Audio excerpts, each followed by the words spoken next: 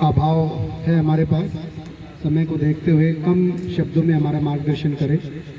प्रशासन भी हमने जो समय दी हुई थी उसके हिसाब से अभी यहीं पे हैं, तो अब आप अपना मार्गदर्शन हमें दें।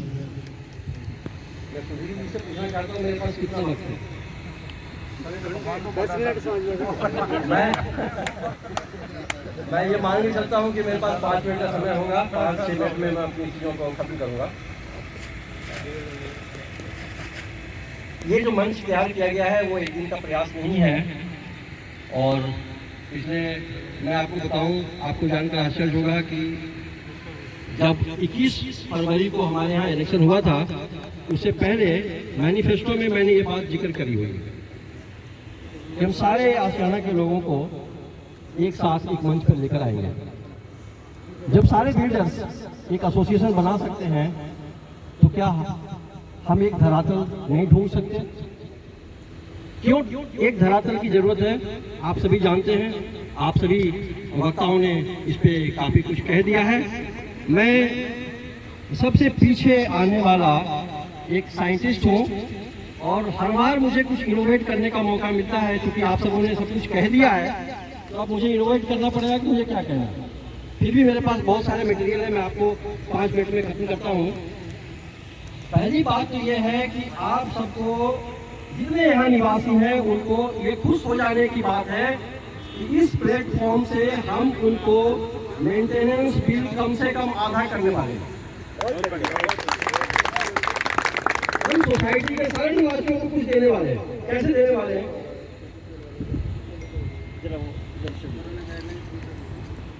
आपको देखकर आश्चर्य होगा, ये जो फाइल है इसमें आप सबों के कॉस्ट एनालिसिस पड़े हुए हैं।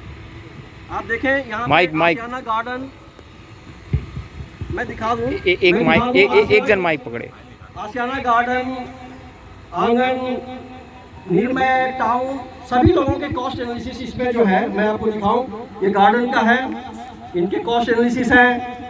गार्डन आंगन का है, निर्मय का है, इन सबों का कॉस्ट एनालिसिस मेरे पास यहाँ पे इकट्ठा किया हुआ है। हम लोग इसको बहुत गहराई से अपने चार्टर्ड अकाउंटेंट जो हमारे ट्रेजरर हैं उनके साथ मिलकर के हम लोगों ने इसकी स्टडी करी है। इसमें एक बात देखने को आती है कि ये जो सर्विस चार्ज उन्होंने किया था वो 25% है, जबकि आशियाना निर्णय में ये 4.8 है। ऐसा क्यों है? क्या हम इसको सब लोग मिल करके, क्योंकि अलग अलग डिमांड करने से ये बराबर ये कहते हैं हर प्लेटफॉर्म पे कि हमारे पास कोई किसी तरह का कोई कंप्लेंट है ही नहीं। आज ये प्लेटफॉर्म, ये बैनर ये बताने के लिए सक्षम है और काफी है, ये बात सही नहीं है। और हम यही प्रूव करना चाहते थे कि सभी लोग दुखी हैं, लेकिन बिल्ली के गले में घंटी कौन बांधेगा? आज वो चीज खत्म हो जाएगी। तो हम अपने नागरिकों को क्या देना चाहते हैं? पहले तो 25% का फायदा देना चाहते हैं, उसको कम करो। हम निगोशिएशन पे करना चाहते हैं। दूसरी बात, जो जीएसटी है वो 18%, तो आप दोनों मिला करके देखेंगे कि जब दोनों का सम जो है वो होता है 43%, लेकिन चूंकि 25% के ऊपर ये 18% लगाते हैं, वो मिलकर के 47% हो जाता है। तो 47% तो आप पानी उठा रहे हो। अपने 25% लेने के लिए आप 19% हमारा बर्बाद कर लो।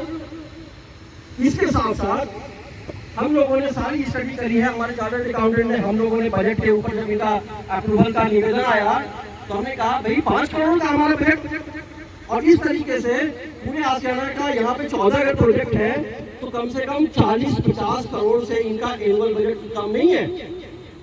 तो आप इस बात को समझें कि ये मात्रा, ये अमाउंट इतनी ज्यादा है कि एक आशियाना टाउन के डिमांड को पूरा करने का मतलब ये है कि कम से कम 30-40 लाख रुपए के ऊपर आघात होने वाला। अब मैं आप लोगों से ये बात कहना चाहता हूँ कि इस प्लेटफॉर्म के थ्रू, चूंकि हम सब अनेक हैं और मेंटेनेंस एक ही है आशियाना, तो हम सब मिल करके इनको कन्विंस कर सकते हैं कि भाई आप इतना कम कर सकते हो या नहीं कर सकते। हमारी अलग से नहीं। एक बात तो मैं आप लोगों को ये कहना चाहता था कि इससे हम निवासियों को देंगे, और क्या देंगे, आप ये बात उनको देंगे तो वो इन्वॉल्वमेंट होगा, जिसकी बात हम लोग कह रहे थे कि लोग कटे कटे क्यों रहते हैं, बहुत सारे लोगों के पास समय नहीं है, हम उस समय को पूरा करने को तैयार हैं। दूसरी जो बात है वो ये है कि इन्होंने हम सबों से एग्रीमेंट अलग अलग किया है। आपको जानकर आश्चर्य होगा, कोई हमारे साथ आकर के इसमें देख सकता है, इस एग्रीमेंट में लिखा हुआ है no owner has any right to determine the agreement. Agreement तो आपने सबों से अलग अलग कराया और सबों को अलग अलग करा दिया। क्या मजेदार बात है, इसमें लिखा हुआ है। उसके बाद क्या लिखा हुआ है, इसमें लिखा हुआ है Ashiana maintenance services will determine and fix the maintenance cost. फिर क्या लिखा हुआ है, and it has the liberty to increase the maintenance cost time to time. Last line तो बहुत ही भयानक है। तो क्या है, उसमें लिखा हुआ है that would be conclusive, final and binding on each owner. भाई साहब, हमारे अकेले टाउन के अंदर 450 करोड़ रुपए खर्च करने के बाद हमारा मालिकाना हक इस कागज में कहाँ है? ये लिप सर्विसेज देते हैं, इनकी पॉलिसी है हर बात पे एग्री करो और कोई काम मत करो। उनको पता है कि कागज के अंदर इन्होंने पूरी तैयारी कर रखी है और कागजों में शब्दों के जंजाल के अंदर इन्होंने कुछ शब्द ऐसे पिरो रखे हैं जिसको पढ़ने का आपके पास समय नहीं है, और इसीलिए ये इम्पोर्टेंट है और इस बात को समझते हैं कि आप क्या क्या करोगे। इसी क्रम में जब इन्होंने हमें बढ़ाने के लिए कहा और हम लोगों ने एग्री नहीं किया, हमने कहा कि भाई हमारी फाइनेंस कमेटी जो चार्टर्ड अकाउंटेंट के थ्रू निकल के आएगी उन पॉइंट्स भी कंसिडर के लिए उन्होंने नहीं कहा। इन्होंने हमारे से पूछे बगैर, हमारे का मतलब है RW से पूछे बगैर इन्होंने मेंटेनेंस चार्ज बढ़ा दिया, तो हम लोगों को ये नोटिस निकालनी पड़ी अपने अधिकारों की रक्षा के लिए, अपने अधिकारों के अंदर कि कोई भी पुराने रेट से ज्यादा नहीं देगा।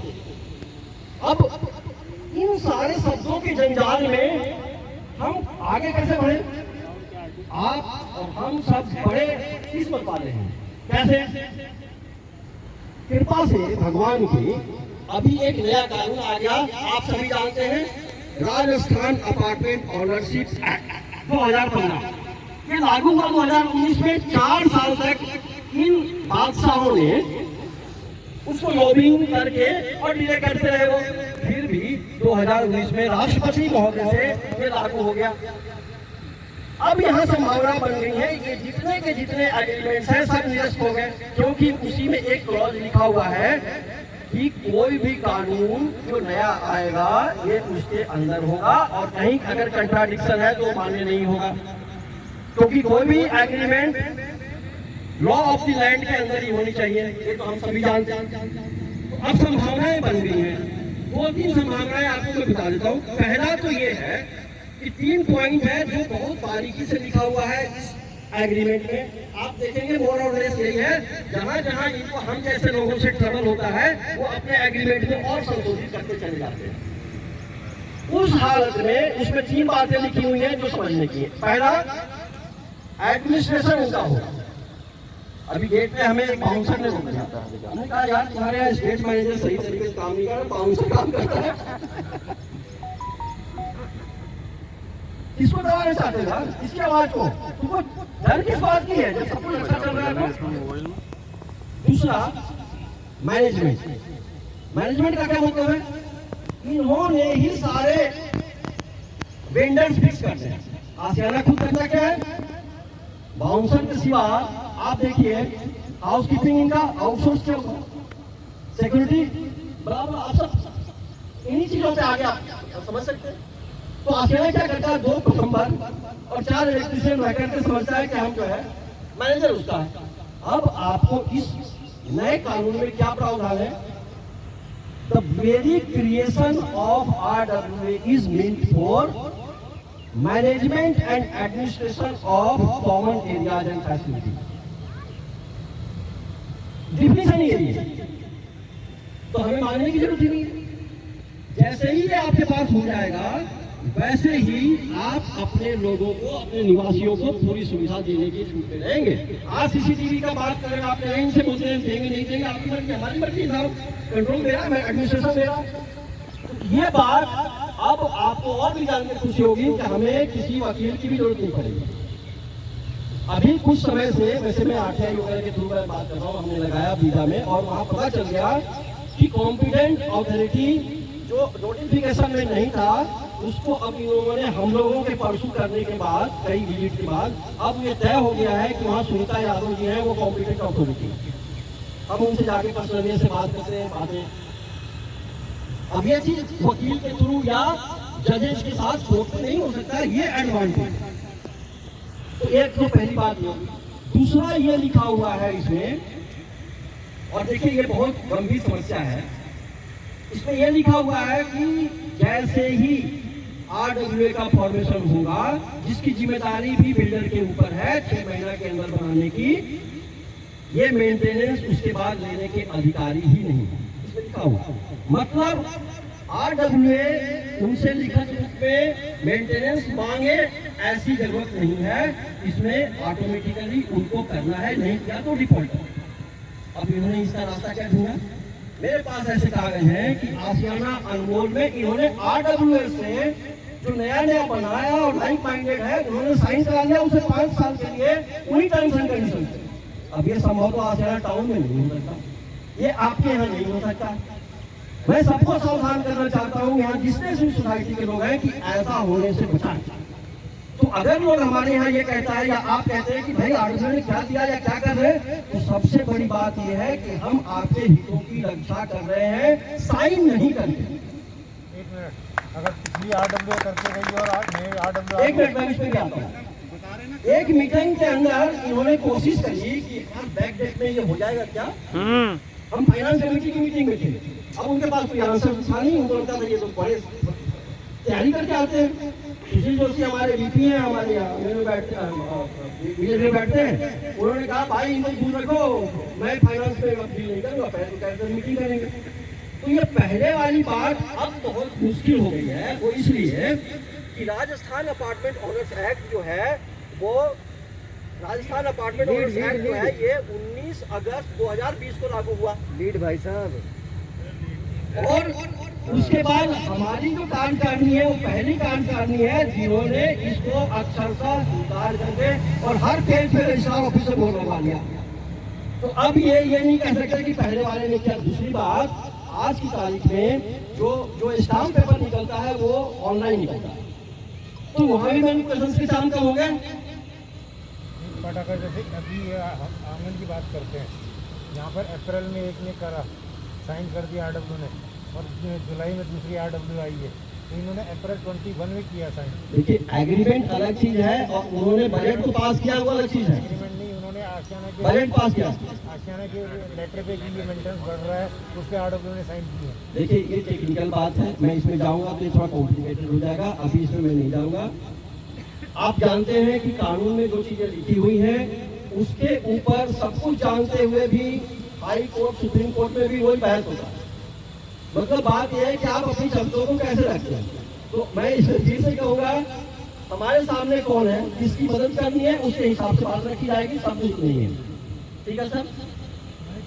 अब जो मुझे कहना था वो ये 2-3 पॉइंट्स कहने थे, और ये सारे के सारे मुझे लगता है कि आप लोगों ने समझ लिया होगा, और यही फायदा है और यही नींव निवासियों तक लेकर के जाएंगे।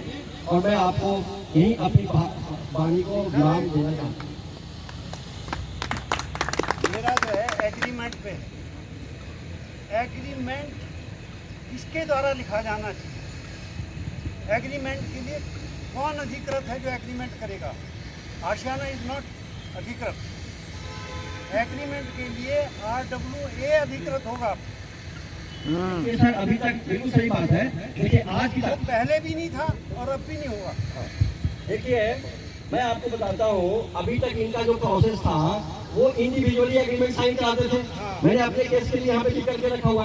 अब बात ये है कि जब इनको पता ये चल गया तो इन्होंने क्या किया कि इन्होंने, जैसे आपको मैं दिखाऊं, ये एग्रीमेंट है भाई साहब, आप देख सकते हैं, ये आशियाना अनमोल ऑनर्स एसोसिएशन के नाम पे।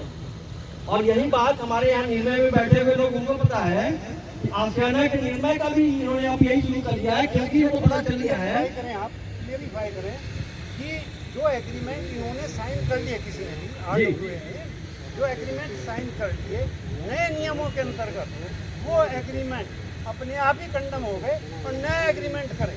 मैंने पहले भी कहा, ये करेगा एग्रीमेंट। मैंने पहले भी कहा, वो नहीं लिखेंगे एग्रीमेंट। सही बात है, आप बिल्कुल दुरुस्त कह रहे हैं। आपको मैंने पहले भी कहा कि इसमें एक जगह लिखा हुआ इनके एग्रीमेंट जो पहले किए गए हैं उसमें कि जो नए कानून आएंगे वो सुपरसीड करेंगे, वो प्रिवेल करेंगे। मैंने ये पहले भी कहा और इसीलिए उसमें जितनी भी व्यवस्थाएं हैं जैसे एडमिन, मैनेजमेंट, ये सारे तो गए इनके, क्योंकि आरडब्ल्यू के मेन फॉर्मेशन का डिफिनीशन नहीं है। तीसरी मेंटेनेंस। तो मैं ये कहता हूँ अगर हम सब, लेकिन यहाँ बहुत सारे यंग लोग ऐसे हैं जो ये चाहते हैं यार कौन इस झंझट में पड़े, बुजुर्ग भी ये कहते हैं कि भाई कौन झंझट में पड़े। तो हम ये कहते हैं कि हमें राजस्थान अपार्टमेंट ओनर्स एक्ट लागू कर दो, इतना कर दो और कुछ नहीं चाहिए। इससे लागू होते ही क्या होगा कि उनको मेंटेनेंस देनी पड़ेगी। उसके बाद हम ये तय करेंगे कि आपका कोटेशन क्या है, टर्म्स एंड कंडीशंस क्या है, कितने साल के बाद रिन्यू होना है, सारा कंट्रोल आपके पास होता है। धन्यवाद।